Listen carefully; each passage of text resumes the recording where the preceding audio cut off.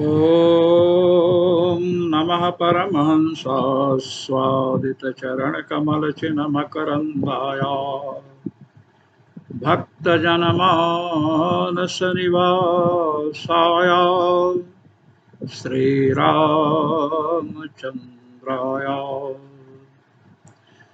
यत्र यत्र रघुनाथकीर्तनं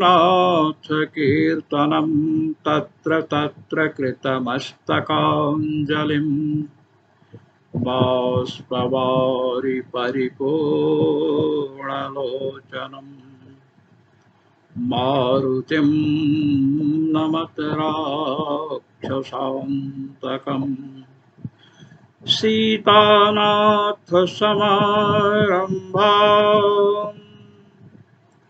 रामानन्दार्यमध्यमाम् अस्मदाचार्यपर्यन्ताम् वन्दे गुरुपरम्पराम्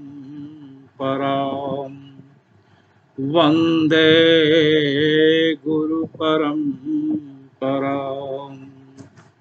सर्वेश्वर श्री रघुनाथो विजयते तराम।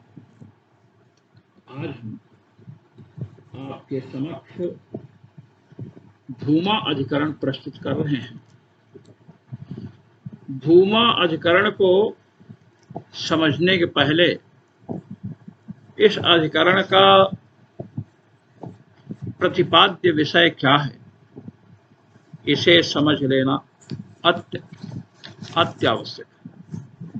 देखिए, छांदोग्योपनिषद के सप्तम अध्याय के प्रथम खंड में देवर्षि नारद और सनत कुमार का संवाद प्रस्तुत हुआ है। देवर्षि नारद भगवान सनत कुमार के समीप जाकर के प्रश्न करते हैं कि हे भगवान, आप मुझे उपदेश दीजिए। सनत कुमार जी ने कहा कि पहले तो आप ये बताओ कि आप क्या क्या जानते हैं। जब मुझे पता चल जाए कि आपको ये विषय ज्ञात है और अमुक विषय अज्ञात है, तब हम आपको उपदेश करेंगे। तो देवर्षि नारद ने बतलाया कि हे भगवान, ऋग्वेद, यजुर्वेद, सामवेद और अथर्ववेद संपूर्ण वेदों का मुझे ज्ञान है। इतिहास पुराण जिसे पंचम वेद कहा गया है वो भी मुझे ज्ञात है। व्याकरण, श्राद्ध, कल्प, गणित शास्त्र, दैव निधि शास्त्र, तर्क शास्त्र, नीति शास्त्र, निरुक्त, शिक्षा, कल्प, वेदांग जितने हैं सब मुझे ज्ञात है। भूत विद्या, क्षत्र विद्या, नक्षत्र विद्या, सर्प विद्या, देव विद्या, जन विद्या अर्थात गारुड़ी मंत्र, नृत्य, संगीत, शिल्पादि सभी विद्याओं का मैं मर्मज्ञ हूँ। हे भगवान, मैं केवल मंत्र वेदता हूँ, आत्मवेदता नहीं। आत्मा का ज्ञान मुझे नहीं है। मैंने आप जैसे लोगों के मुख से सुना है। क्या सुना है? कहते हैं मैंने सुना है, तरति शोकम आत्मवेद। जो आत्मज्ञ होता है, आत्मवेदता होता है, वही संसार रूपी शोक सागर को पार कर सकता है। अन्य संसार सागर से पार नहीं जा सकते।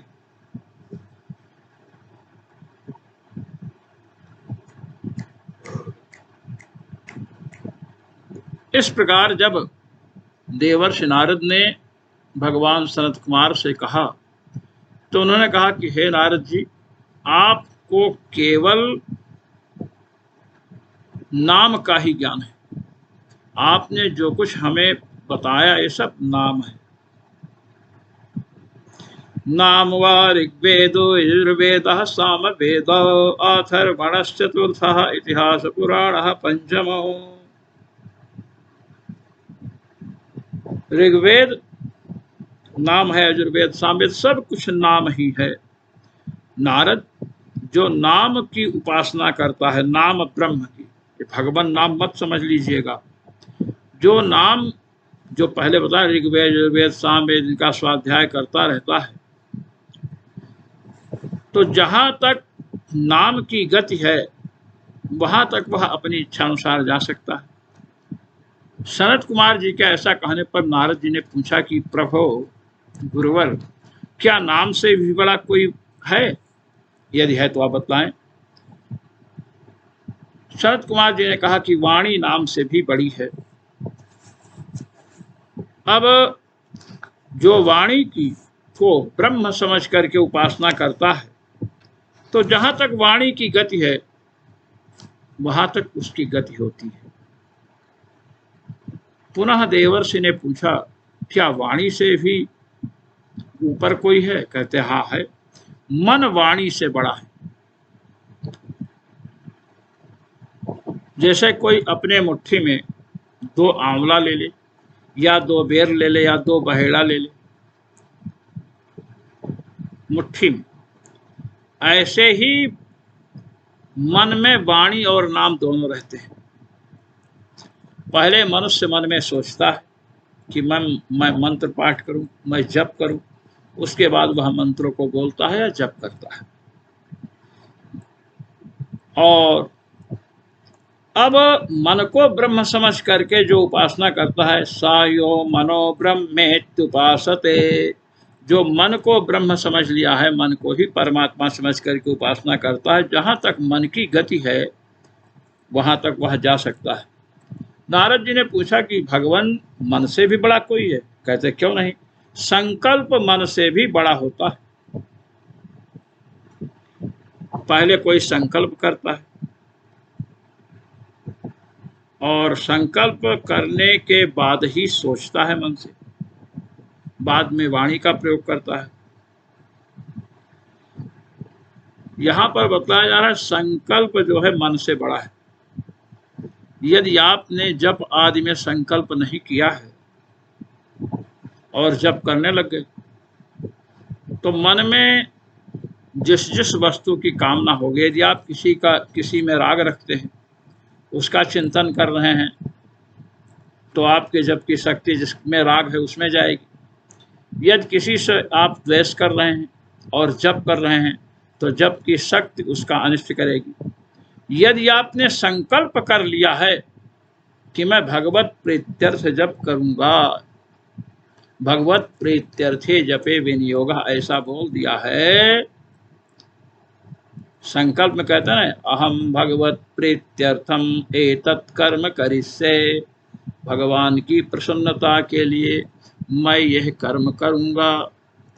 तो जब संकल्प कर लिए तो बीच में मन से इधर उधर की बातें आएंगी भी, तो आपके जप की शक्ति अन्यत्र नहीं जाएगी।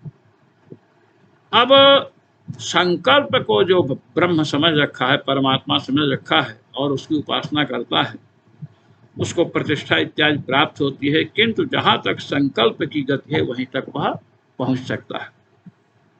देवर्षि नारद ने पूछा कि भगवान आप ये बतलाओ कि संकल्प से भी बड़ा कोई है क्या? कहते हैं चित्त ही संकल्प से बड़ा है। मनुष्य पहले जानता है, तब संकल्प करता है, बाद में सोचता है, फिर बोलता है। तो चित्त संकल्प से बड़ा है। इसलिए जो संकल्प की जहां तक गति है, चित्त से बड़ा, संकल्प से बड़ा चित्त हुआ।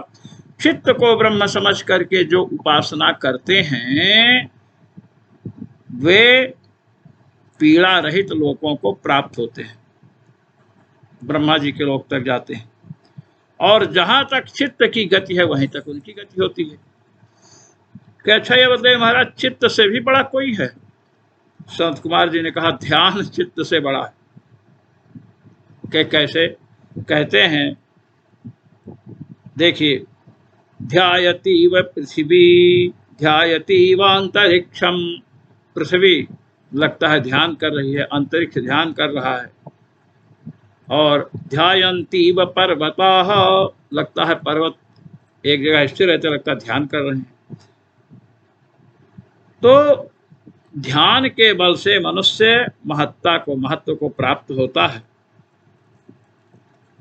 इस प्रकार ध्यान को जो ब्रह्म समझ करके ध्यान को ही सब कुछ समझ लिया, ध्यान ही परमात्मा है, तो ध्यान की जहां तक गति है वहां तक उसकी गति होती है। देवर्षि ने पुनः प्रश्न किया कि भगवान आप ये बतलाएं कि ध्यान से भी बड़ा कोई है? कहते हाँ, ध्यान से बड़ा विज्ञान है। विज्ञान से ऋग्वेद आदि को समझा जाता है। इस प्रकार विज्ञान को ब्रह्म समझ करके जो उपासना करता है, विज्ञान की जहां तक गति है वहां तक वह जा सकता है। विज्ञान का मतलब साइंस मत समझिएगा, यहाँ साइंस विज्ञान का अर्थ यहाँ नहीं। क्या अच्छा बताइए भगवान, विज्ञान से ही बड़ा कोई है? क्या हाँ, बल विज्ञान से बड़ा है। बल 100 विज्ञान वाले हों, एक बलवान है तो उनको कपा देगा, भयभीत कर देगा। यदि बलवान है तो उठ सकता है, बैठ सकता है, किसी की सेवा कर सकता है, आचार्य के पास जाकर उपदेश सुन सकता है, और बल से ही आकाश स्वर्ग जितनी वस्तुएं सब स्थिर हैं। समग्र जगत बल से ही स्थिर रहता है। जो बल को ब्रह्म समझ करके उपासना करते हैं, जहां तक बल की गति है वहां तक वे जा सकते हैं। क्या अच्छा बताए महाराज, बल से भी बड़ा कोई है? क्या है, क्यों नहीं। बल से बड़ा है अन्न। यदि 10 दिन तक कोई अन्न न खाए तो जीवित तो रह सकता है, किंतु वह देख नहीं सकता है, सुन नहीं सकता है, सोच नहीं सकता है, समझ नहीं सकता, कुछ कर नहीं सकता, कुछ भोग नहीं सकता है। और जब अन्न खाएगा तो देख सकता है, सुन सकता है।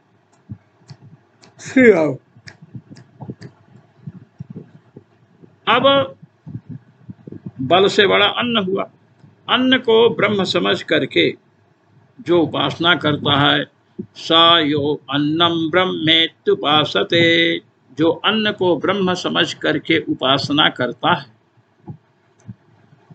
वह अन्न वाले, अन्न पान करने वाले लोगों में जाता है। अन्न वाले लोग हों, पान वाले। अब नारद जी ने पूछा कि महाराज ये बताइए कि अन्न से भी बड़ा कोई है क्या? कहते हाँ, जल अन्न से बड़ा है। जब अच्छी वर्षा होगी तभी तो अन्न होगा। तो अन्न की उत्पत्ति में कारण जल है, इसलिए जल अन्न से बड़ा है।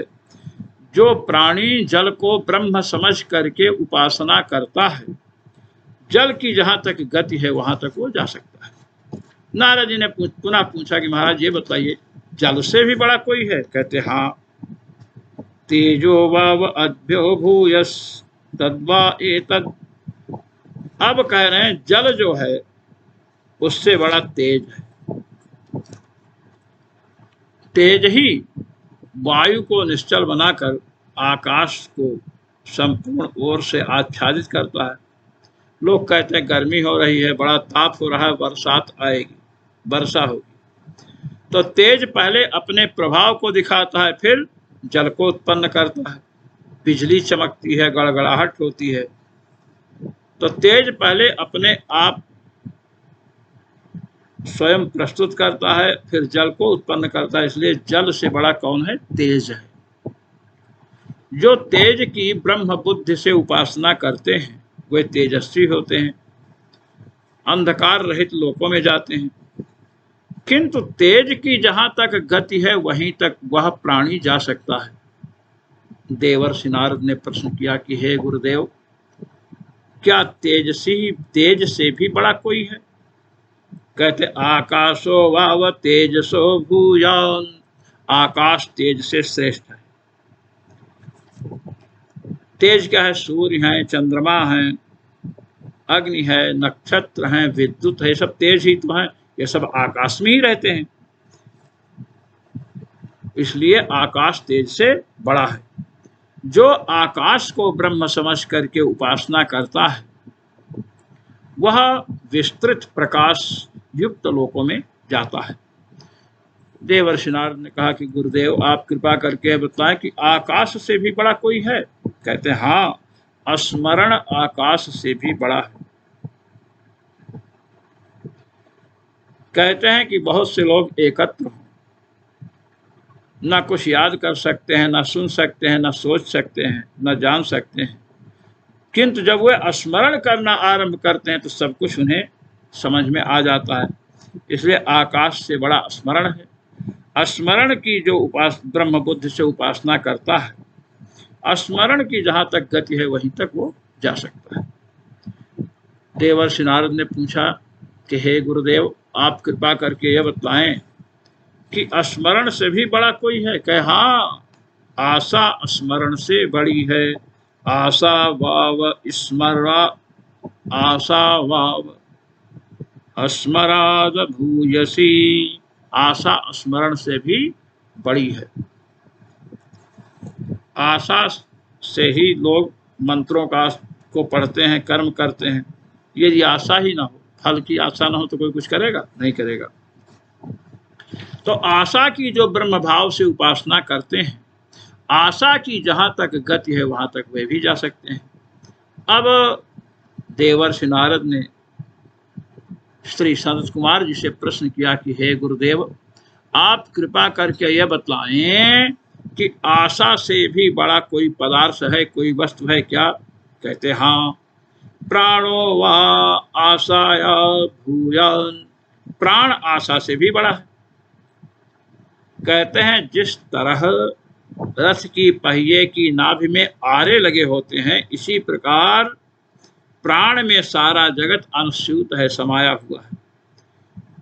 प्राण अपनी शक्ति से चलता है, प्राण ही प्राण को देता है, प्राण के लिए देता है, प्राण ही माता पिता भाई बहन है। कहते हैं कि प्राण जब तक है शरीर में, यदि कोई अपने पिता को मारे, माता को मारे, प्रहार करे, बहन भाई पर प्रहार करे, तो लोग कहते हैं तू पितृघाती है, मातृघाती है, भ्रातृघाती है, बहन का हत्यारा है, आचार्य का वध करने वाला है, आचार्य का हत्यारा है।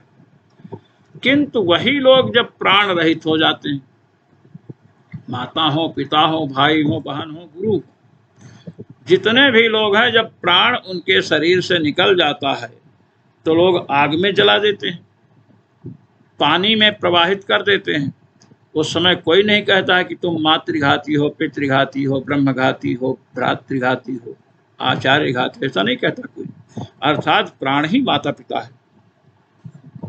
अब प्राण की जो श्री राम,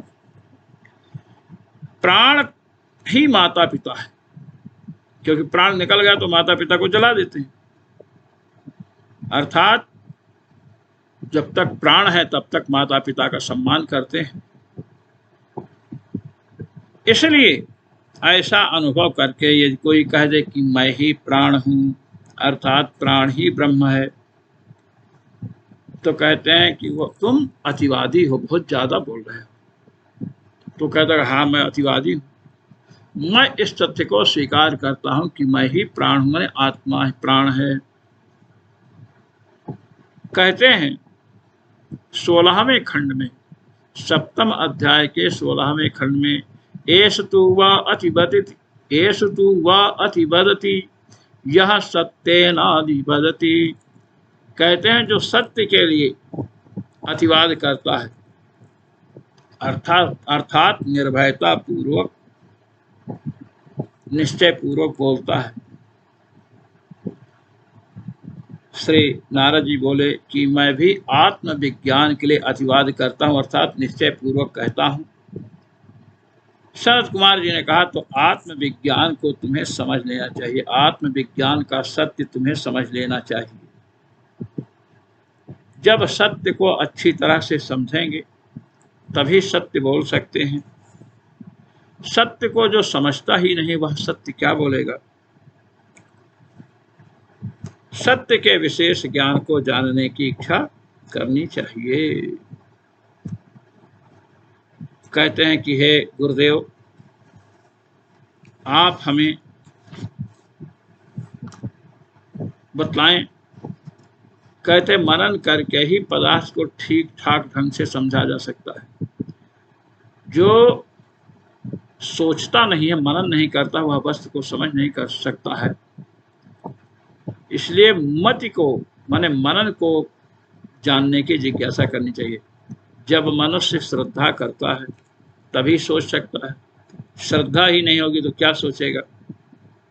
इसलिए श्रद्धा को जानने की इच्छा करनी चाहिए। नारद जी ने कहा कि मैं श्रद्धा को जानना चाहता हूँ, मेरी जिज्ञासा है, आप बताएं। कहते हैं मनुष्य जब निष्ठा रखता है तभी श्रद्धा रख सकता है, जिसकी निष्ठा नहीं वो क्या श्रद्धा रखेगा। निष्ठा के बिना श्रद्धा नहीं हो सकती है, इसलिए निष्ठा की जिज्ञासा करनी चाहिए। नारद जी ने कहा मैं निष्ठा को जानना चाहता हूँ। श्री सनत कुमार जी ने कहा कि नारद जी, मनुष्य जब इंद्रिय संयम और मनोनिग्रह के लिए, मन को निग्रह बस में करने के लिए कार्य करता है तभी वह निष्ठा रख सकता है। इंद्रिय संयम और मनोनिग्रह के बिना श्रद्धा नहीं रख सकता है। मनोनिग्रह और इंद्रिय संयम करके ही श्रद्धा करता है। तो नारद जी ने कहा कि मन के निग्रह को और इंद्रिय के संयम को जानना चाहता हूँ। कहते हैं कि सुनो, मनुष्य जब सुख प्राप्त करता है तभी क्रिया करता है, सुख को प्राप्त किए बिना क्रिया नहीं कर सकता है। तो नारद जी ने कहा इसलिए सुख की जिज्ञासा करनी चाहिए। अंतिम में प्रश्न आया कि सुख की जिज्ञासा करनी चाहिए। अब हम भूमाधिकरण के भूमिका को समझ लिए कि देवर्षि नारद ने इन तथ्यों की जिज्ञासा की है और परम विज्ञ परम ब्रह्मवेत्ता श्री सनत कुमार जी ने उन्हें बतलाया कि क्या सुखम त्वेव विजिज्ञासितव्यम इति, सुख को जानने की इच्छा रखनी चाहिए। तब देवर्षि नारद ने कहा कि भगवान मैं सुख को जानना चाहता हूँ। अब देवर्षि नारद को श्री संत कुमार जी महाराज कह रहे हैं, यो वै भूमा तत्सुखम, ये हम सप्तम अध्याय के 7वें अध्याय के 23वें खंड में चल रहे हैं। यो वै भूमा तत्सुखम, कहते हैं जो भूमा है वही सुख है। नाल्पे सुखमस्ति, अल्प में थोड़े में सुख नहीं मिलता है। कहे भूमैव सुखम, भूमा ही सुख है। पहले कहा ना सुख की जिज्ञासा करनी चाहिए, इसलिए कहते हैं भूमा ही सुख है। भूमा त्वेव विजिज्ञासितव्य, भूमा की जिज्ञासा करनी चाहिए। तब नारद जी ने कहा भूमानम भगवो विजिज्ञास इति, हे भगवन मैं भूमा को जानना चाहता हूँ। भूमा सुख है ना। अब कहते हैं कि भूमा जो सुख है वो क्या है। आप जब इसको समझ लेंगे तो भूमा अधिकरण को सरलता से समझ सकते हैं। कहते हैं कि भूमा जो सुख है वो क्या है।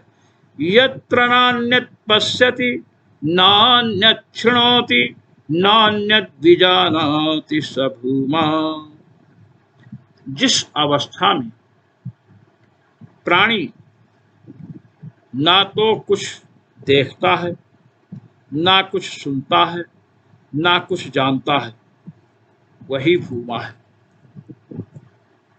देखिए अभी हम हैं, आपको देख रहे हैं, ग्रंथ देख रहे हैं, तो हम दृष्टा हुए, इस लेखनी को देख रहे हैं, लेखनी को देख रहे हैं, आप भी देख रहे हैं, हम भी देख रहे हैं। तो हम तो हुए दृष्टा, लेखनी हुई दृश्य, और लेखनी का जो हमको ज्ञान हुआ वो दर्शन है। दर्शनम ज्ञानम दृश्यते इति दर्शनम, दर्शन ज्ञान कहते हैं। तो यहाँ 3 वस्तुएं हैं, दृष्टा हम हुए, दृश्य हुई लेखनी, और हमें दर्शन इसका ज्ञान हुआ। तो हम कोई भी वस्तु देखते हैं या सुनते हैं तो दृष्टा होते हैं, श्रोता होते हैं, तो उसमें उसका ज्ञान होता है और एक दृश्य होता है।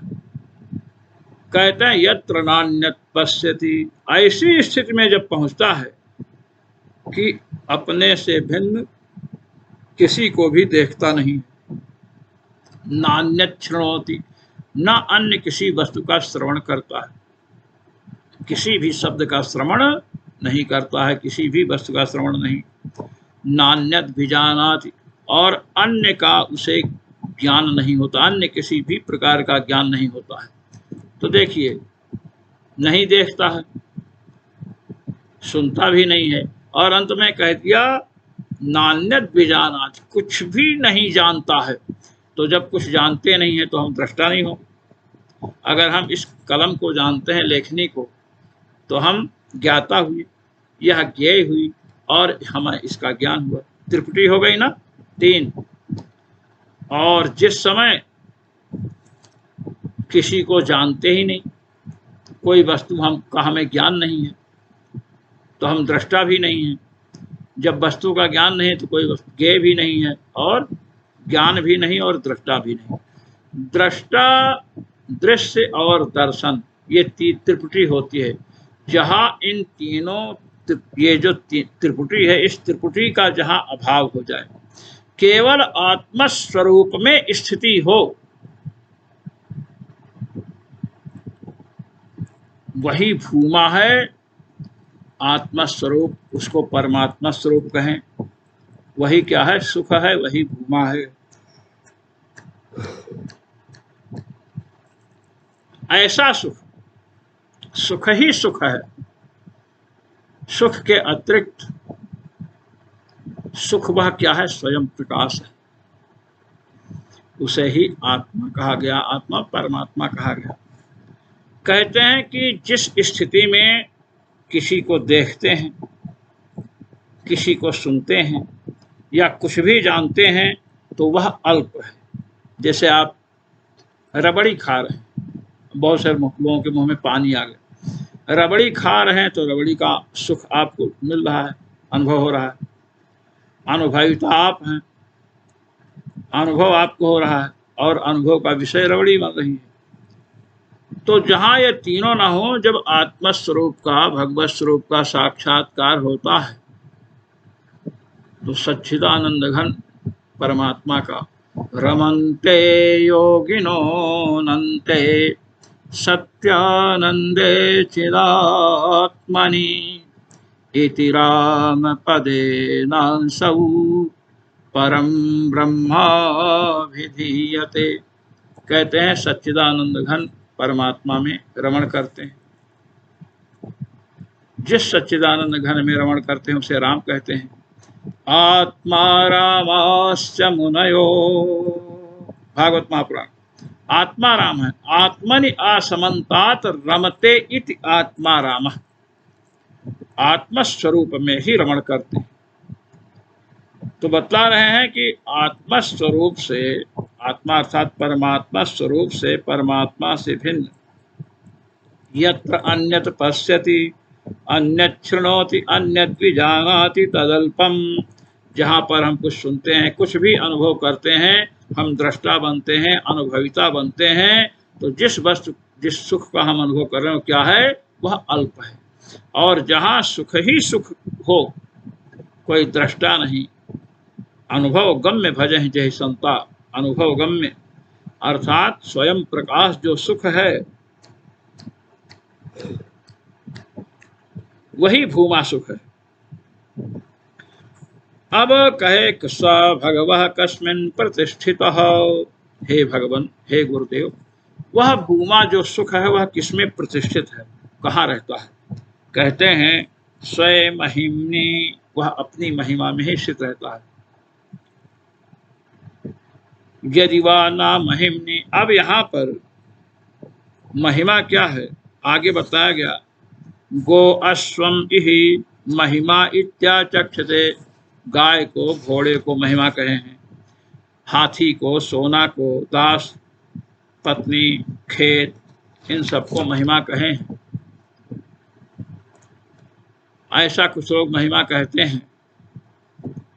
मैं बतलाता हूँ, जितनी वस्तुओं को महिमा बतलाया गया है सब भूमा में ही प्रतिष्ठित है। भूमा किसी में प्रतिष्ठित नहीं है। भूमा जो सुख है वह ऊपर है, नीचे है, इधर है, उधर है, सर्वत्र है। जैसे नमक का टुकड़ा लीजिए, नमक का टुकड़ा लें तो बाहर भी नमक, अंदर भी नमक, ऊपर भी नमक, नीचे भी नमक, नमक के अतिरिक्त और कुछ नहीं है। ऐसे ही भूमा ही सर्वत्र है, ये बतलाया गया। और यह बतला करके कहा गया न पश्यो मृत्युम पश्यति न रोगम नोत दुःखताम सर्वं ह पश्यः पश्यति सर्वमाप्नोति सर्वशः।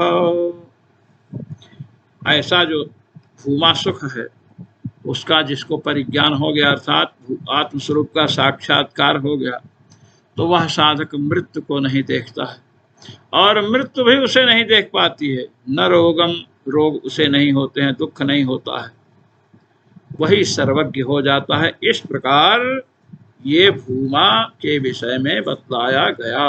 अब आप आइए, हम भूमा अधिकरण में चल रहे हैं। देखिए, अथ भूमाधिकरणम, भगवान बादरायण ने सूत्र प्रस्तुत किया। भूमा संप्रसादात् अध्युपदेशात्, भूमा संप्रसादाद्युपदेशात्, भूमा संप्रसादाद्युपदेशात्। प्रथम अध्याय के तृतीय पाद का 8वां सूत्र है। बता रहे हैं कि इस सूत्र का प्रस्तुतिकरण भगवान बादरायण ने क्यों किया है। कहते हैं, देखिए, अभी मैंने छांदोग्य उपनिषद की चर्चा आपके समक्ष की। छांदोग्ये श्रूयते, के छांदोग्य उपनिषद में जो सुनाई पड़ रहा है, श्रुति है ना, श्रूयते इति श्रुति। पहले वेद को लोग लिखते नहीं थे, कर्ण परंपरा से सुन करके धारण करते थे। छांदोग्य उपनिषद में यह वचन आया है, यो वै भूमा तत्सुखम नाल्पे सुखमस्ति भूमैव सुखम भूमा त्वेव विजिज्ञासितव्य इति भूमानं भगवो विजिज्ञासे इति। छांदोग्य उपनिषद 7वें अध्याय के 23वें खंड का पहला ये वाक्य है। यो वै, ये चर्चा आपके सामने आ चुकी है पूरी भूमिका के रूप में। यो वै भूमा तत्सुखम, जो भूमा है वही सुख है। नाल्पे सुखमस्ति, जो अल्प है उसमें सुख नहीं है। भूमा ही सुख है, भूमा की ही जिज्ञासा करनी चाहिए। नारद जी ने कहा, हे गुरुदेव, हे सनत कुमार जी महाराज, मैं भूमा की जिज्ञासा कर रहा हूँ। अब बतलाया गया कि भूमा क्या है। तथा यत्र नान्यत् पश्यति नान्यत् शृणोति नान्यत् विजानाति। सभूमा, जिस अवस्था में न किसी को देखता है, न किसी को सुनता है, न किसी को जानता है, वह सुख ही भूमा है। जब मनुष्य मर जाता है, मृतक भी न किसी को देखता है, ना किसी को सुनता है, ना किसी को जानता है, तो उसे भूमा कहेंगे? नहीं, सुख को भूमा कहा गया है। कह, अथ यत्रान्यत् पश्यत्यन्यत् शृणोत्यन्यत् विजानाति तदल्पम, जिस अवस्था में दूसरी बात सुनता है, दूसरे को देखता है, दूसरों को जानता है, वह क्या है? अल्प है, थोड़ा है। अपने लोग जागृत अवस्था में रहते हैं, किसी को देखते हैं, किसी को सुनते हैं, तो सुख जो भी होगा वो थोड़ा है। स्वप्नावस्था में किसी को देखते हैं, किसी को जानते हैं, वह भी थोड़ा है।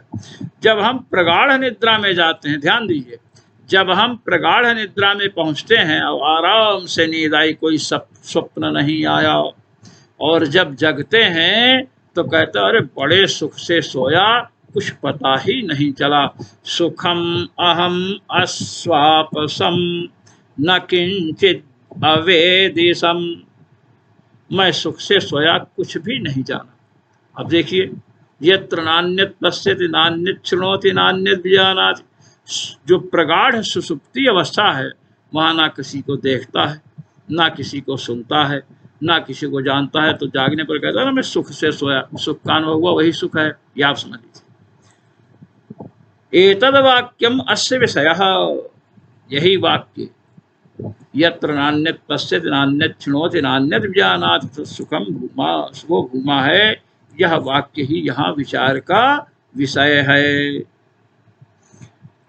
तत्र भूम शब्दस्य धर्मी परत्वम एव अस्थेयम। भगवत्पाद श्री रामानंदाचार्य जी महाराज कह रहे हैं कि जो भूमा शब्द है ना, वो धर्मी परक है।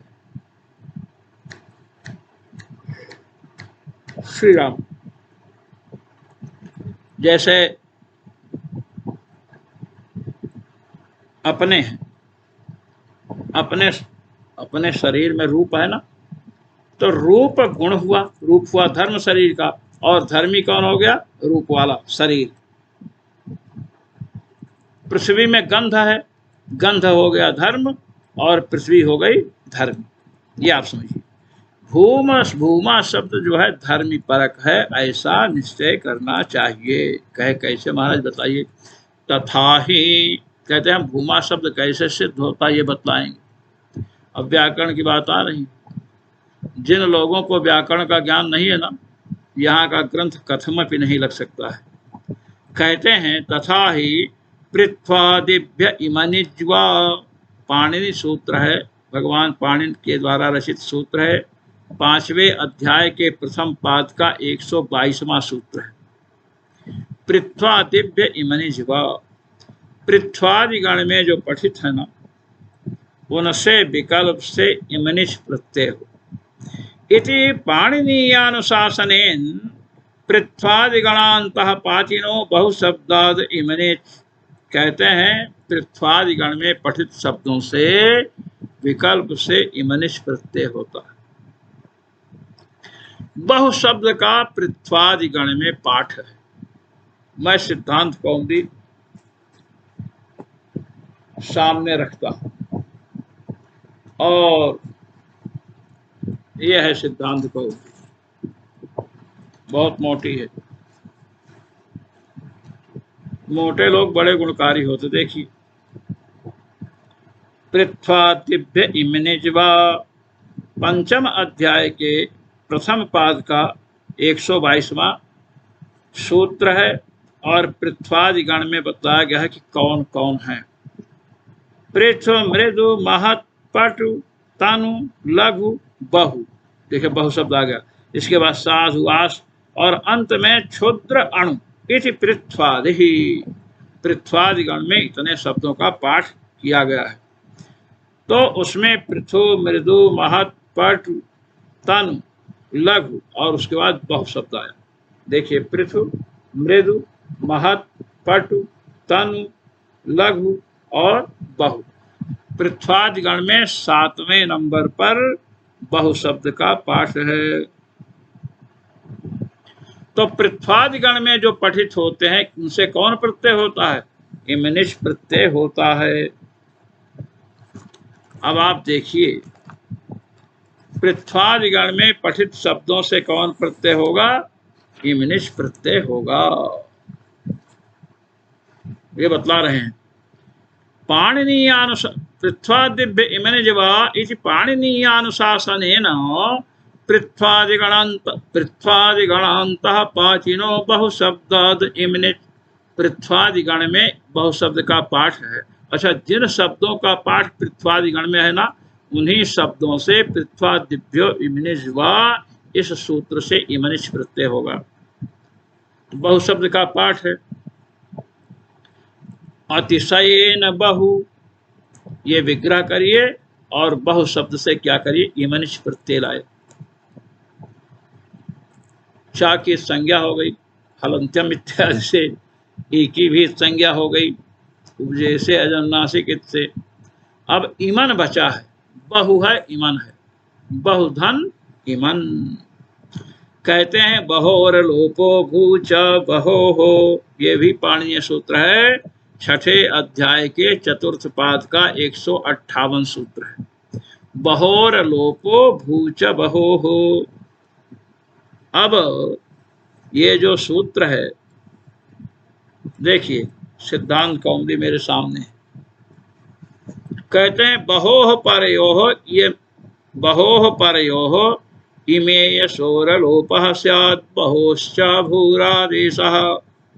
बहु शब्द से परे जो इमनिच है या यशुन प्रत्यय है, इनका लोप हो। इमनिश प्रत्यय या यसुन जो प्रत्यय बहुशब्द से हुए हैं, इन प्रत्ययों का लोप हो तो बहुधन इमनिच, इमन, इमनिच का इमन बचा, बहुधन इमन है तो बहु शब्द से परे इमनिच का इमन है, उसका लोप प्राप्त हुआ। तब सूत्र आ गया आदेह परस्य, परस्य यद विहितम तत्तस्यादेर बोध्यम। पर को जो कहा गया है वह उसके आदि को, तो बहु शब्द से परे जो इमन है उसका लोप प्राप्त था, तो आदेह परस्य से पूरे इमन का लोप ना हो करके आदि में, इमन में आदि अवयव क्या है, ई, उसका लोप हो गया। बहु है मन है। अब देखिए कहा बहोर लोपो, बहु से परे इमनिश का लोप हो, आदेह परस्य से आदि अवयव जो इमन का आ ई है उसका लोप हो गया। क्या हुआ, बहु मन। कहते भूच बहो हो, और बहु शब्द को भू आदेश हो जाए, इमनिश का ई चला गया, ई ओचा पहले ही चला गया था, इमन बचा था, बहु था इमन था।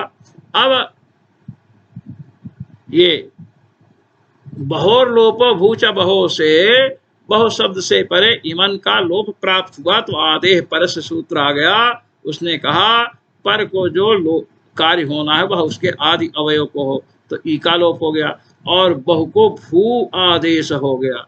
अब भू है और मन है, भूमन। अब रूप चलेगा भूमा भूमानौ भूमानः। देखिए, और जब यसुन प्रत्यय होगा तो भूयान बनेगा। अब आइए हम आगे यहाँ आ रहे हैं। बहोर लोपो भूच बहो हो इति प्रकृति प्रत्यय विकारे च तन्निष्पत्ते है। प्रकृति और प्रत्यय में विकार हुआ। देखिए बहु शब्द से जब इमनिश प्रत्यय किए तो चा और ई पहले चला गया, बहु है इमन है। अब बहोर लोपो भूचा बहो, बहु से परे इमन का लोप प्राप्त हुआ इसी से, और बहु को भू आदेश, तो इमन का पूरे का लोप प्राप्त हुआ जब, तब आदेह परस से आदि अवयव ई का लोप हो गया। बहु है मन है और बहु को भू आदेश हो गया, तो क्या बना, भूमन। तो बहु को तो भू आदेश हुआ, जो प्रकृति है बहु और प्रत्यय क्या था, इमनिश। आप देखिए बहु को भू आदेश हुआ तो प्रकृति में विकार हुआ, बहु को क्या हो गया, भू हो गया, बहु भू आदेश हुआ, ये प्रकृति में विकार हुआ। और प्रत्यय का विकार क्या है कि इमन जो बचा था, इमनिश का इमन, उसके आदि अवयव का लोप हो गया, लोप रूप विकार उसमें हो गया, आदेश रूप विकार बहु में हो गया। प्रकृति में आदेश रूप विकार और प्रत्यय में लोप रूप विकार, वही कह रहे हैं प्रकृति प्रत्यय विकारे च। प्रकृति और प्रत्यय में, प्रकृति में आदेश बहु रूप प्रकृति को भू रूप आदेश, आदेश स्वरूप विकार, और प्रत्यय में किसका, इमन का लोप प्राप्त था, आदेश पद से ई का लोप हुआ, तो आदि अवयव का लोप रूप विकार होने पर तन निष्पत्ति माने भूमन शब्द बनता है, भूमा शब्द बन जाएगा स्वाद व्यक्ति लाने पर। एवं च अत्र भूम पद प्रवृत्त निमित्तम वैपुल्यमेव न तो संख्याधिकम, इसलिए भूम पद की प्रवृत्ति, भूम पद का प्रवृत्ति निमित्त क्या होगा, वैपुल्य होगा, संख्या आदि नहीं हो। कुतः कहे क्यों, विपुलता इसका अर्थ क्यों मानते हैं, कहते हैं बहुत तो संख्या युक्तस्य अपि अल्पस्य तत्प्रतियोगित्वेन उपादानात्, कहे हम बहुत अर्थ इसलिए कर रहे हैं, विपुल खूब बहुत इसलिए कर रहे हैं भूमा का अर्थ, क्योंकि आगे कहा यत्र अन्यत् पश्यति अन्यत् शृणोत्यन्यत् विजानाति तदल्पम, जहाँ कुछ सुनता है कुछ जानता है वो अल्प है, और जहाँ कुछ नहीं सुनता है कुछ नहीं देखता है कुछ नहीं जानता वो भूमा बहुत है। तो बहुत का विरोधी अल्प कहा गया, बहुत का ही विरोधी तो अल्प होता है, इसलिए वैपुल्य ही इसका भूम पद का प्रवृत्त निमित्त है। अतएव च धर्मी परोपि भूम शब्द सिद्ध्यति, कैसे धर्मी परक भूम शब्द है, वैपुल्य किसमें रहेगा? जो विपुल होगा। विपुल नाम का आदमी नहीं। विपुल माने जो बहुत अधिक होगा, उसी ने में न बहुत रहेगा, भूमत्व रहेगा। यही बता रहे हैं। तच्च वैपुल्यम, क्या वो वैपुल्य है? क्या कहे? सर्वोत्कृष्ट गुणवत्वम, वह वैपुल्य सर्वोत्कृष्ट गुणवत्ता रूप है। न तो परिणामादि रूपम, परिणामादि रूप नहीं है, क्योंकि उसका विरोधी अल्प को बतलाया गया, इसलिए इसमें बहुत्व सिद्ध होगा। तत्रायम संदेह, सर्वोत्कृष्ट गुणवत्त रूप वैफुल्य है। कहते यहाँ संदेह हो रहा है। किमयम भूम शब्दावगतः प्राणादि विशिष्टः कश्चित् परमात्मा व इति। कहते ये बताइए कि जो भूम शब्द से अवगत हो रहा है, भूम शब्द से भगवान सनत कुमार जिस तत्व को कह रहे हैं, वह तत्व प्राणादि विशिष्ट माने प्राणधारी कोई जीव विशेष है अथवा परमात्मा है, ये संदेह हो रहा है। कहते अच्छा आपको ये संदेह हो रहा है? हाँ हमको तो ये संदेह हो रहा है भाई। कि अच्छा आप ये बताइए कि आपको संदेह क्यों हो रहा है? ये पूछ रहे हैं आपको संदेह है क्यों हो रहा है, तो बतला रहे हैं। तत्र परमात्मा व्यतिरिक्तः प्राणादि विशिष्टः कश्चित् इति पूर्व पक्षः। कहते हैं परमात्मा से भिन्न प्राण विशिष्ट कोई है। अब वो प्राण विशिष्ट कौन हो? कोई जीव इत्यादि होगा। ये पूर्व पक्ष कहे कुतः, कहे क्यों भाई? प्राण विशिष्ट है, वही भूमा पद का भूमन भूमा शब्द से कहा गया। ऐसा आप क्यों कह रहे? कहते सुनिए। प्राणो वा आसाया भूयान इति पूर्ववाक्ये प्राणस्यैव निर्दिष्टत्वात्। कहे कि हमने जो आपको, मैं पहले आपको देवर्षि नारद और भगवान सनत कुमार का जो परस्पर संवाद हुआ है, ये मैंने आपके समक्ष प्रथम प्रस्तुत किया, पहले प्रस्तुत किया।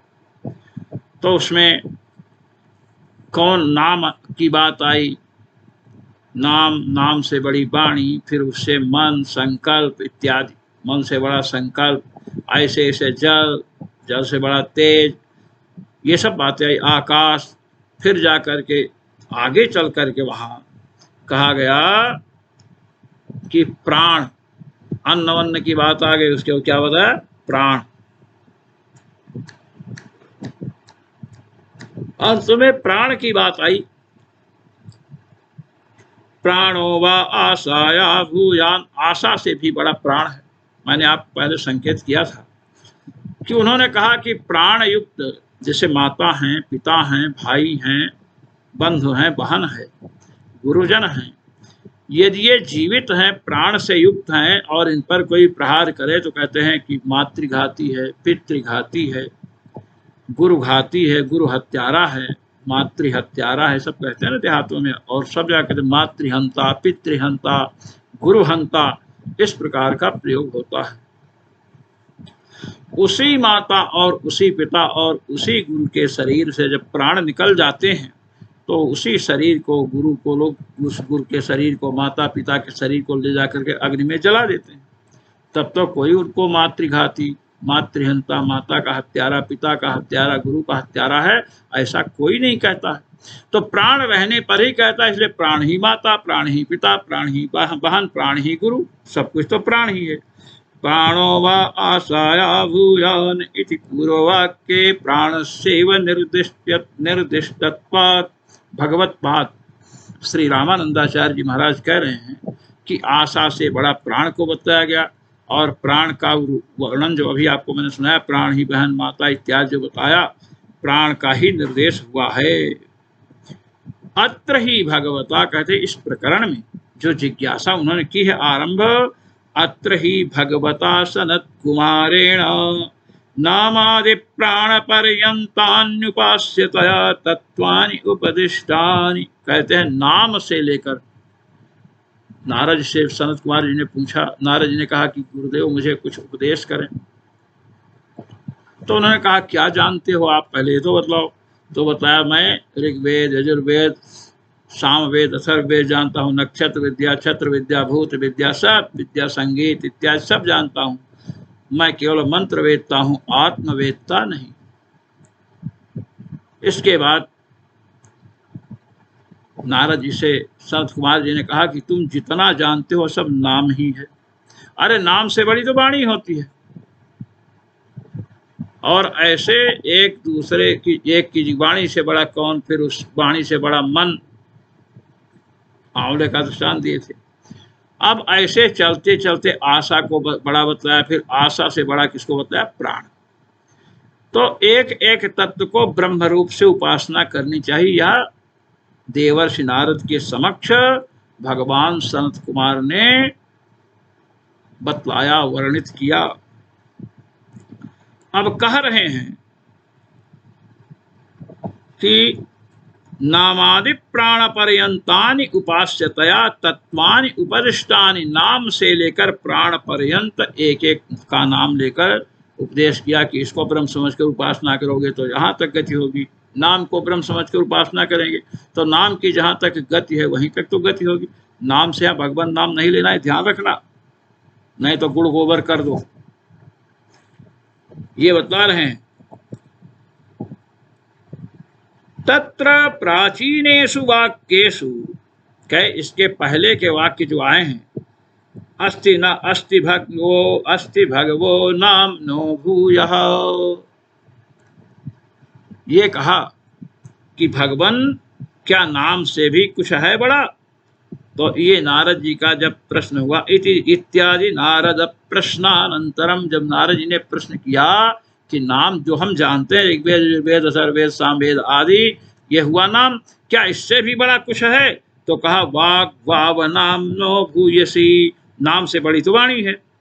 इत्यादिकम प्रतिवचनम उपलभ्यते, कहे इत्यादि प्रतिवचनम माने उत्तरम, ऐसे ऐसे उत्तर वहां प्राप्त हुए हैं, कौन किससे बड़ा है, कौन किससे बड़ा है।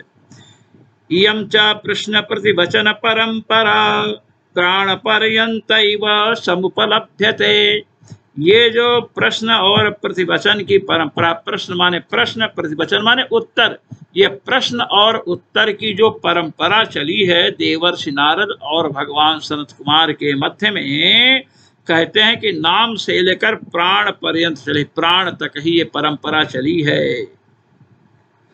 प्राणोपदेशानंतरम तस्या अभावात्, प्राण का जब उपदेश किया कि प्राण को ब्रह्म समझकर उपासना करेंगे, तो उसके बाद फिर कोई प्रश्न नारद जी ने नहीं किया।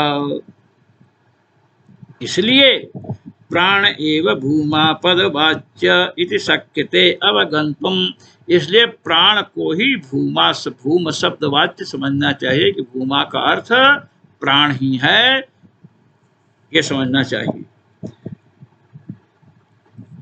अत्र प्राण शब्देन, कहे प्राण शब्द से क्या कहा, कहे अत्र प्राण शब्देन प्राण सहायो जीवात्मा विधीयते न तो वायु विशेष मात्रम, कहते हैं कि यहाँ पर प्राण शब्द से प्राण ही माता, प्राण ही पिता, प्राण ही बहन, प्राण ही भाई, प्राण ही गुरु, ये सब जो बतलाया गया है, कहे प्राण शब्द से प्राण सहायो जीवात्मा, प्राण साथ में जिसके रहता है, प्राण जिसके सहयोग में रहता है, उस जीव को कहा गया, प्राण विशिष्ट जीव को कहा गया, ये समझना चाहिए। कहे क्यों, वायु विशेष को नहीं, केवल वायु विशेष जो प्राण है। न्याय दर्शन में आया प्राण अपान उदान व्यान समान आदि, मुख नासिकाभ्याम निर्गमनात् प्राण, मुख और नासिका से निकलने के कारण उस वायु को प्राण कहते हैं। वायु का अर्थ जहाँ आया ना, वायु का जहाँ लक्षण आया वहाँ पर प्राण शब्द की चर्चा ही है। पदकृत इत्यादि जो पढ़े होंगे वो समझेंगे, सबके बस की बात नहीं है। तो कहते हैं कि प्राण शब्द से प्राण सहायक है जिसका, ऐसे जीवात्मा का कथन है। वायु विशेष मात्र को प्राण से मत समझना इस प्रकरण में। कहे भाई क्यों, कहते प्राणोह पिता प्राणोह माता, प्राण को पिता कहा गया, प्राण को माता कहा गया। तो अब ये बताओ कि प्राण वायु को कहा गया है क्या, माता पिता? प्राणवायु को कोई माता पिता कहेगा? अरे प्राण विशिष्ट जो जीव था उसे माता पिता कहा गया है। इत्यादि वचन स्तस्य चेतनत्वावगमात्। प्राणो माता, प्राण को माता बताया गया, प्राण को पिता बताया गया। इन वचनों से आचार्य को प्राण को माता, प्राण को पिता, प्राण को आचार्य, प्राण को बहन, ये सब जो बताया गया है, तो इससे यह सिद्ध है कि प्राण जिसको माता पिता बोलते हैं, माता पिता चेतन होते हैं, तो प्राण से भी चेतन का ही बोध होगा, चेतन जीवात्मा होगा। प्राण वायु तो जड़ होती है। अतएव नारद प्रश्नस्य आचार्यकृतोत्तरस्य च सामंजस्यम। इसलिए नारद जी के प्रश्न का और आचार्य पाद जो श्री संत कुमार जी हैं उनके उत्तर का सामंजस्य तभी होगा अगर प्राण से प्राण वायु ही, प्राण से प्राण बताया ना कि उससे बड़ा प्राण है, यदि प्राण से केवल प्राण वायु विशेष को लेते तो प्राण को माता पिता क्यों कहते? प्राण वायु जो वायु विशेष तो माता पिता नहीं है, ये बतला रहे हैं।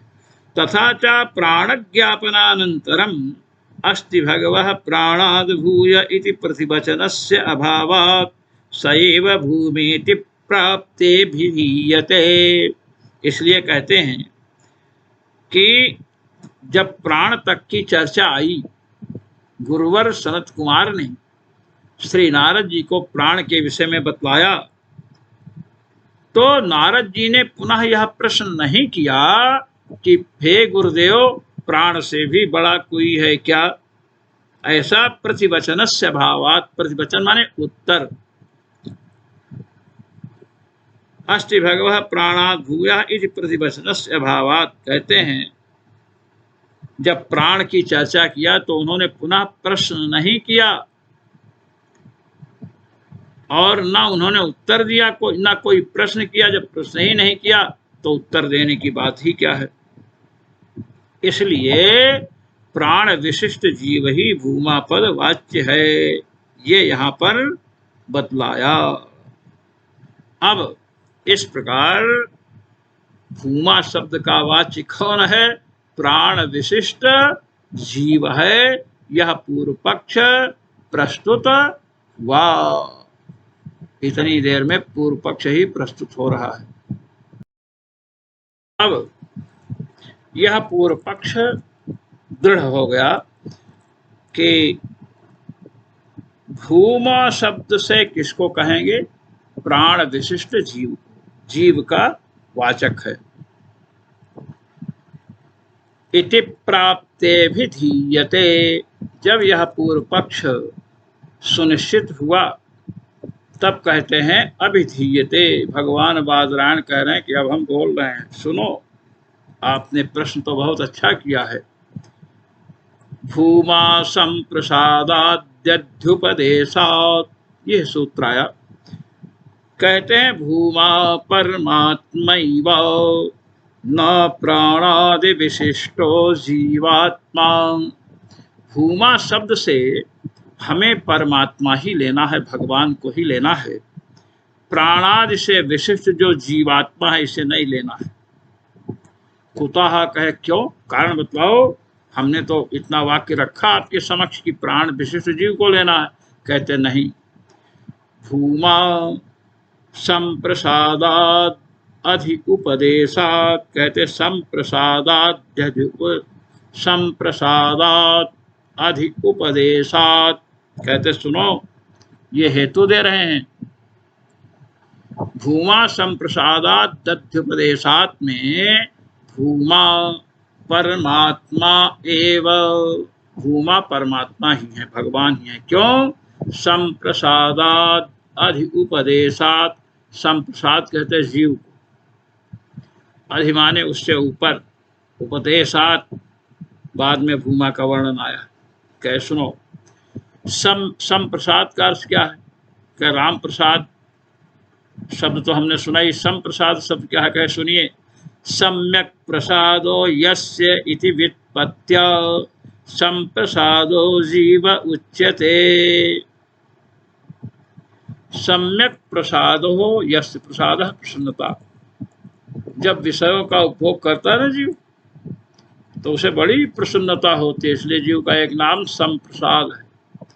कहते हैं छांदोग्य भगवती श्रुति कह रही हैं, एष संप्रसादो अस्मात् शरीरात् समुत्थाय, एष संप्रसादो अस्मात् शरीरात् समुत्थाय परम ज्योतिरुपसंपद्य स्वेन रूपेणाभिनिष्पद्यते इति।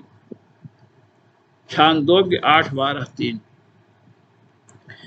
इति श्रुतौ संप्रसाद शब्दस्य प्रत्यगात्मपरत्व प्रसिद्धेः, प्रत्यगात्मपरत्व प्रसिद्धेः। उच्चारण बढ़िया होना चाहिए, सुंदर। इस श्रुति में एष संप्रसादो अस्मात् शरीरात् समुत्थाय परम ज्योतिरुपसंपद्य स्वेन रूपेण अभिनिष्पद्यते। इस छांदोग्य श्रुति में संप्रसाद शब्द जो है प्रत्यगात्मा परक प्रसिद्ध है। प्रत्यगात्मा अर्थात जीवात्मा का बोधक है। भूमा से परमात्मा को लेना है। भगवान व्यास ने कहा संप्रसादाद अधि उपदेशात हेतु दिया। कहते हैं तस्मात्, कैसे हुआ क्या, प्राण शब्द बोधितात संप्रसादात। प्राण शब्द से आपने प्राण सहायो जीवा कहा था ना, प्राण हो सहयोगी जिसका, ऐसा जीव प्राण विष्णु जीव कहा था। कहते हैं प्राण शब्द से बोधित जो संप्रसाद अर्थात जीव है, उससे अधिमाने ऊर्ध्वम ऊपर, जीव से ऊपर कौन, जिसका उपदेश हुआ है। भूमगुण विशिष्टस्य सत्य शब्दाभिहितस्य उपदेशादिति। इसके बाद प्राण के बाद सत्य का उपदेश आया था कि नहीं, कहते आया था। कहते तो प्राण से अर्थात प्राण विशिष्ट जीव से बड़ा सत्य हुआ कि नहीं, और सत्य हुआ कहे, हाँ सत्य हुआ, सच्चा बोला रे कहे सत्यम ज्ञानम अनंतम ब्रह्म। ब्रह्म का स्वरूप सत्य स्वरूप ब्रह्म है, ज्ञान स्वरूप ब्रह्म है, अनंत अविनाशी ब्रह्म है। तो सत्य शब्द से ब्रह्म का कथन है। आपने प्राण तक प्राण विशिष्ट जीव को कहा, क्योंकि प्राणो ह माता प्राणो ह पिता। प्राण को माता पिता कहा गया, इसलिए चेतन जीव प्राण शब्द का वाच्य है। ये आपने बतलाया स्वयं।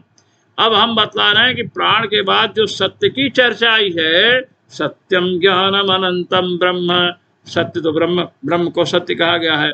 इसलिए संप्रसादात अधि, संप्रसाद माने जीवात्मा, उससे अधि माने ऊपर, उसके बाद में उपदेशात, उपदेश किसका किया गया, सत्य का, ब्रह्म का।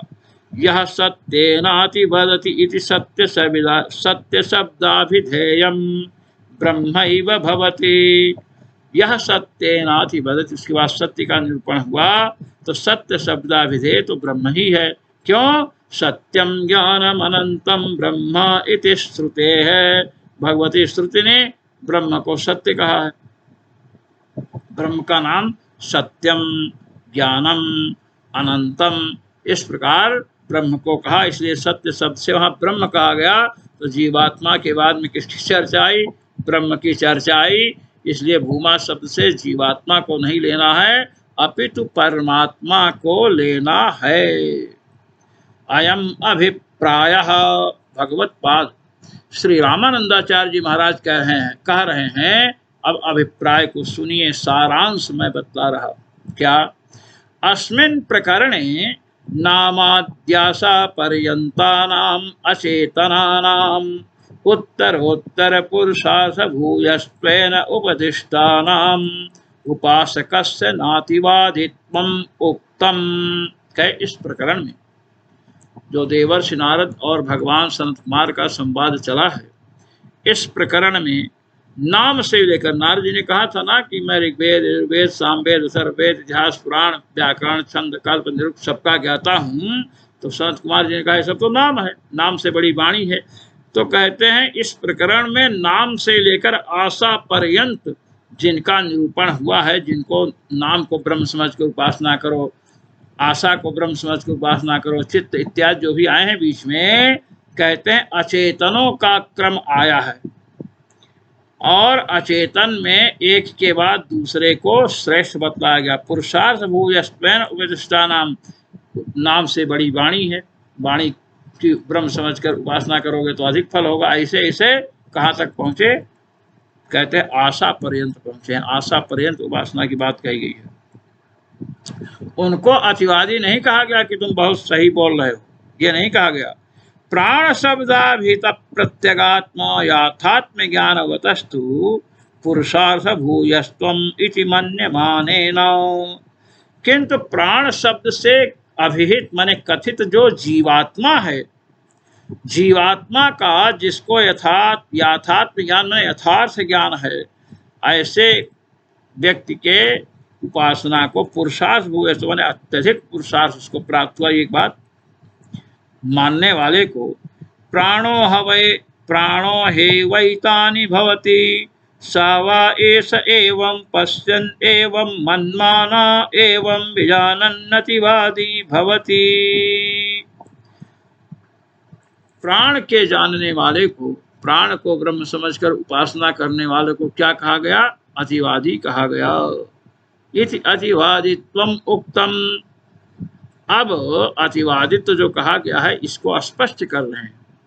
अतिवादित्वम च उपास्यत्वेन उक्तानाम, अतिवादित्वम च उपास्यत्वेन उक्तान। कहते अतिवादित्व क्या है? कहे उपास्यतया जो कहे गए हैं, नाम को कहा गया ब्रह्म समझ की उपासना करो, वाणी को बताया गया, मन संकल्प इत्यादि सब बताया गया, आशा पर्यंत आए।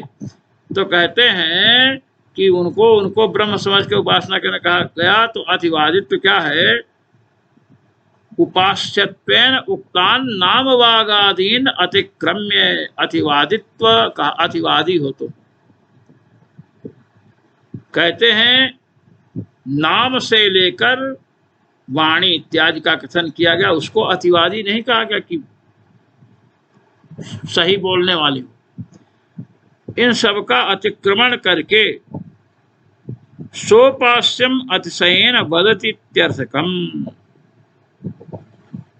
प्राण मैं हूँ, प्राण को आत्मा, प्राण को ब्रह्म, प्राण को माता पिता इत्यादि बताया गया, तो मैं प्राण हूँ। इस प्रकार जब उसने कहा तो कहे तुम अतिवादी हो, बहुत बोल रहे हो भाई, अपने को प्राण बतला रहे हो। एवं प्राण से क्या होता है? जीव, मैं ब्रह्म हूँ। एवं प्रत्यगात्मोपासकस्य अतिवादित्वम उक्त्वा। प्रत्यगात्मा जो जीवात्मा है उसके उपासक को कहा मैं ही प्राण हूँ, मैं ही प्राण हूँ, तो उसको अतिवादी कहा गया, बहुत बोलने वाले हो ये कहा गया। तस्यापि सातिशय पुरुषार्थत्वात् निरतिशय पुरुषार्थत्वेन उपास्य भूत ब्रह्माधिक्यवादिना एव यथार्थाविधायित्वेन अतिवादित्वम। कहते हैं प्रत्यगात्मा के उपासक को अतिवादी कहने के बाद उसका भी पुरुषार्थ जो है कुछ ही फल दिलाने वाला है। निरतिशय पुरुषार्थत्वेन, जो पुरुषार्थ निरतिशय है, जिसमें कोई सीमा नहीं है, कोई परिमाप नहीं है, असीम उपास्य भूत जो ब्रह्म है, उपास्य स्वरूप जो ब्रह्म है, परमात्मा है, भगवान है, भगवान को ब्रह्म समझ करके उपासना, भगवान ब्रह्म है तो ब्रह्म को ब्रह्म समझ को उपासना करेंगे तो अधिक फल मिलेगा। अब लकड़ी को ब्रह्म समझ लो, पुस्तक को ब्रह्म समझ के उपासना करने लगे तो फिर नहीं काम चलने वाला। वही बता रहे हैं ब्रह्माधिक्यवादिनः एव यथार्थाविधायित्वेन। कहे वस्तुतः अतिवादी कौन है? जो ब्रह्म का कथन करता है। देखिए क्या कह रहे हैं, एषु तु वा अतिवदति यह सत्येन अतिवदति। छांदोग्य 7:16-1 इत्युक्तम। यह अतिवादी है जो सत्य की उपासना करता है। सत्यम ज्ञान अनंतम ब्रह्म से ब्रह्म को सत्य स्वरूप बतलाया गया, इसलिए सत्य को जो बताया गया उसको अतिवादी, प्राण से आगे, जीवात्मा से आगे वो क्या है? ब्रह्म। ब्रह्म का कथन करने वाले को अतिवादी कहा गया। वस्तुतः तत्र तू शब्देन एष तू वा अति वदति, तू शब्द आया ना, तत्र तू शब्देन पूर्वस्मादतिवादिनः परब्रह्मवादिनो भिन्नत्वम् अभिधाय वै शब्देनास्य सत्यवादिनो यथार्थवादित्वम् उक्तम् क एष तू वा अति वदति। दो शब्द हैं, तू शब्द और वा शब्द। कहे तू शब्द से पूर्व जो अतिवादी है, जो जीव को ही सब कुछ समझ बैठा है, पहले बताया नाम को ब्रह्म समझो, वाणी को ब्रह्म समझो, अब प्राण को ब्रह्म समझो, अब अपने को ब्रह्म समझने का प्राण से लिया गया जीवात्मा, जीवात्मा अपने को मैं ब्रह्म हूं, मैं ब्रह्म हूं। तो कहते हैं कि जो आत्मा को, जीवात्मा को ब्रह्म समझने वाला है, उससे भिन्न तू शब्द से, उससे तू शब्द पूर्व पक्ष से व्यावर्तक शब्द का सूत्रों में प्राय आता, तू शब्द पूर्व का व्यावर्तक है।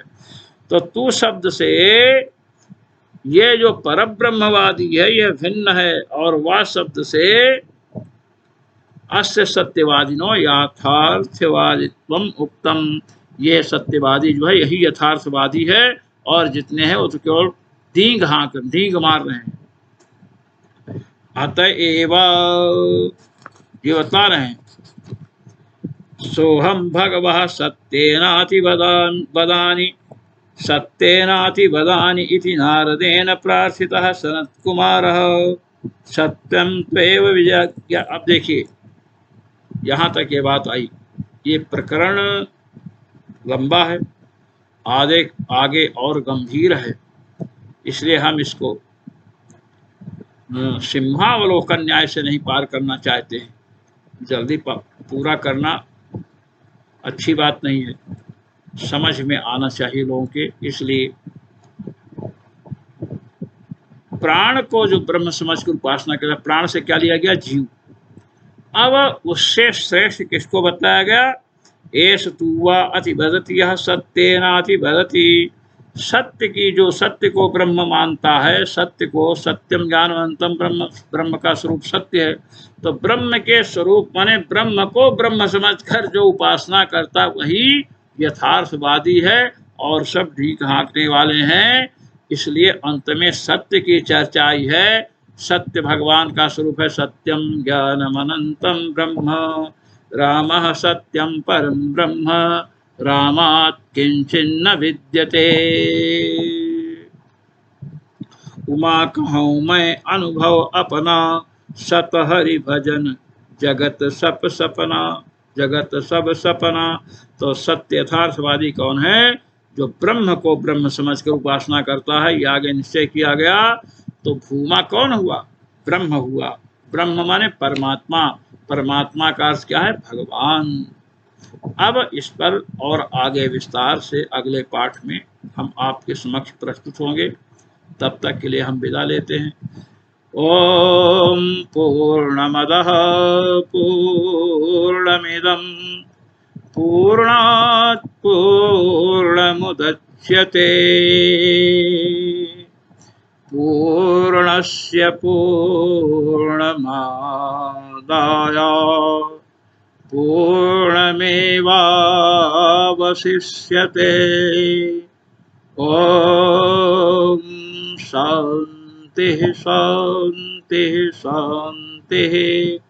श्री रघुनाथो विजयते तरा।